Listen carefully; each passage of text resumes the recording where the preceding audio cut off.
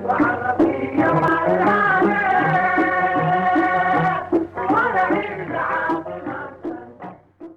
لله والصلاة والسلام على سيدنا محمد وعلى آله وصحبه أجمعين.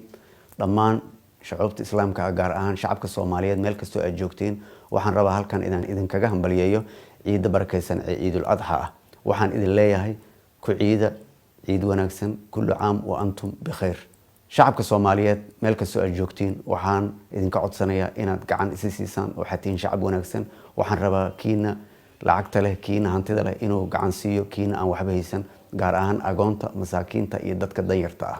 Waxaan kaloo rabaa halkan inaan shacabka Soomaaliyeed uga sheego ciidan barakeysan ee Ciidul Adha wixii ku soo aaday xilli aan dalka uu ku jiro doorasho.